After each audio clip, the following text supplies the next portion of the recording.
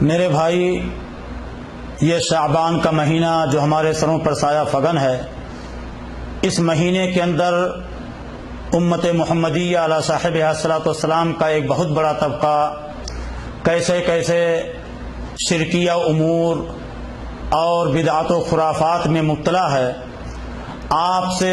یا ہم سے یہ بات مخفی نہیں ہے۔ ماہ شعبان کے تعلق سے لوگ بہت ساری موضوع اور من گڑھت خود ساختہ حدیثوں کا سہارا لے کر کے نہ جانے کیسے کیسے بدعات کے امور میں اپنے آپ کو مبتلا کیے ہوئے ہیں اور یہ سمجھتے ہیں کہ یہ دین کا کوئی جز یا حصہ ہے، جبکہ ائمہ حدیث اور اجلہ علماء کرام نے ماہ شعبان کے تعلق سے فضیلت میں بیان کی جانے والی حدیثوں کے بارے میں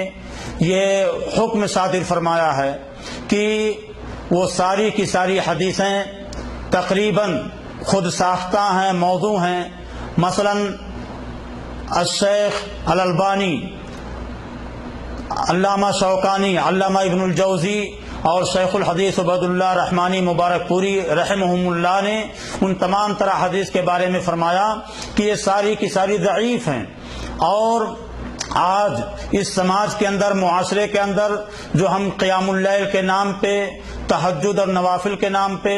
ہم بہت ساری خرافات کرتے ہیں، حقیقت یہ ہے کہ ان خرافات کا کوئی تعلق دین اسلام سے نہیں ہے، خواہ وہ قیام اللیل ہو، عمرہ رجبیہ ہو، صلاۃ الفیہ ہو یا صلاۃ الرغائب ہو یا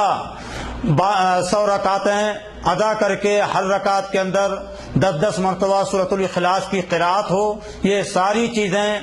حقیقت میں شریعت سے خارج چیزیں ہیں۔ اللہ سے دعا ہے کہ مولا کریم ہم سب کو دین کی صحیح سمجھ عطا فرمائے اور ہم سب کو کتاب و سنت کی روشنی میں زندگی گزارنے کی توفیق دے، آمین۔